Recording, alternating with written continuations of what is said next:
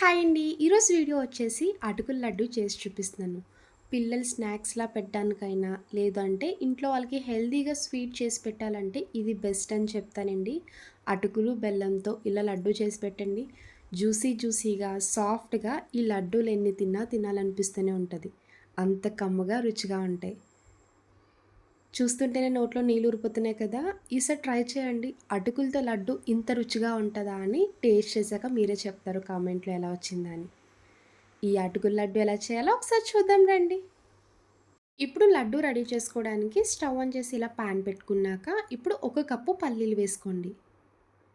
వీటిని వేరుశనగుళ్ళు అని కూడా అంటారండి. ఈ పల్లీలు హెల్త్‌కి చాలా మంచిది. పల్లీలు వేయడం వల్ల అటుకుల లడ్డు టేస్ట్ ఇంకా బావుంటది. ఇలా ఒక కప్పు పల్లీలు వేసుకొని స్టవ్ సిమ్‌లో పెట్టుకొని నిదానంగా ఫ్రై చేయాలి. పచ్చివాసన పోయే వరకు ఫ్రై చేసుకోండి.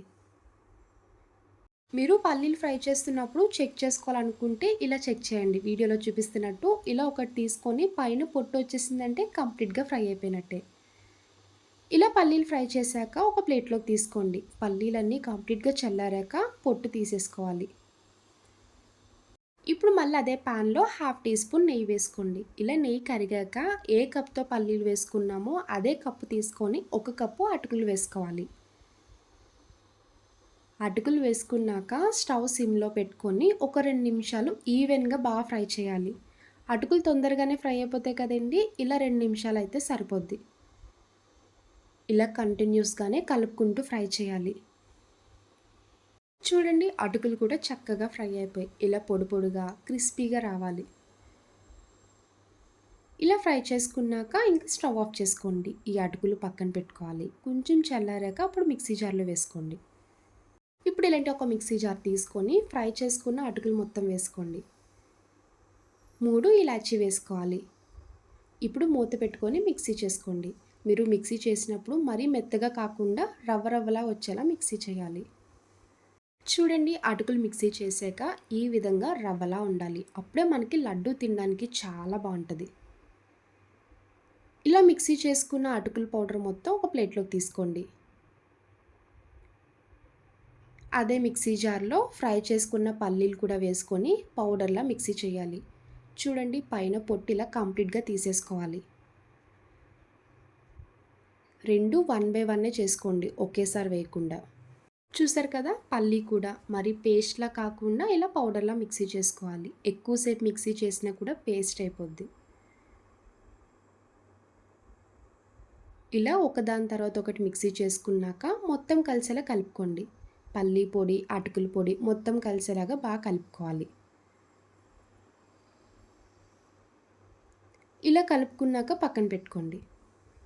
ఇప్పుడు ఒక పక్క స్టవ్ ఆన్ చేసి ఇలా బౌల్ పెట్టుకున్నాక 1.5 కప్పు బెల్లం వేసుకోండి. 1 కప్పు పల్లీలు, 1 కప్పు అటుకులు కదండీ! 2 కప్పులకి 1.5 కప్పు బెల్లం అయితే స్వీట్ కరెక్ట్‌గా సరిపోద్ది. అదే కప్‌తో 1 కప్పు వాటర్ వేసుకోండి. ఇలా వాటర్ వేసుకున్నాక ఈ బెల్లం కరిగితే సరిపోతదండి. ఎలాంటి పాకంతో పని లేదు. ఇలా వాటర్ వేసుకున్నాక ఒక 2 మరుగులు రావాలి. చూడండి వీడియోలో చూపిస్తున్నట్టు వాటర్ ఇలా మరగాలి. బెల్లం నీళ్ళు ఇలాగా 2 నిమిషాలు బాయిల్ అయితే సరిపోతది. ఇంకా స్టవ్ ఆఫ్ చేసుకోండి.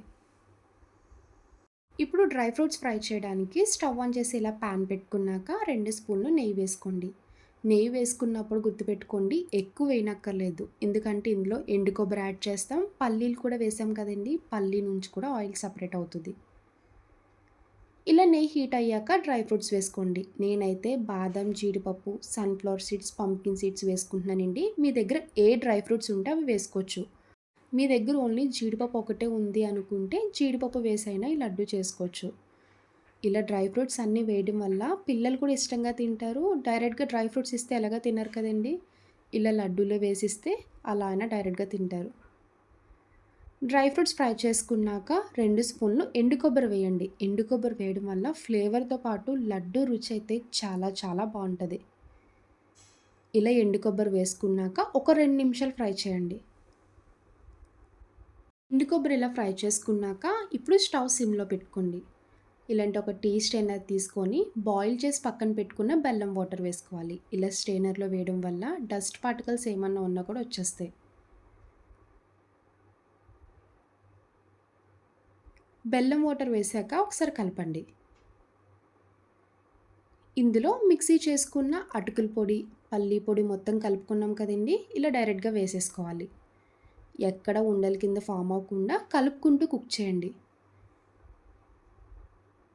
ఇప్పుడు స్టవ్ మీడియం ఫ్లేమ్‌లో పెట్టుకొని కలుపుకుంటూ దగ్గరికి కుక్ చేసుకోవాలి.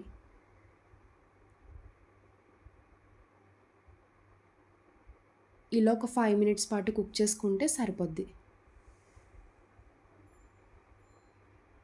బెల్లం వాటర్ వేసుకున్నాక కంటిన్యూయస్‌గా కలుపుతూ ఉంటాం కదండీ! నాకైతే టైం 5 మినిట్స్ అయితే కరెక్ట్‌గా సరిపోయింది.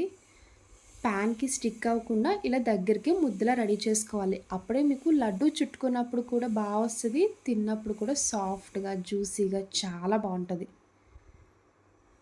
చూడండి పర్ఫెక్ట్ కన్సిస్టెన్సీ అంటే ఈ విధంగా ఉండాలి.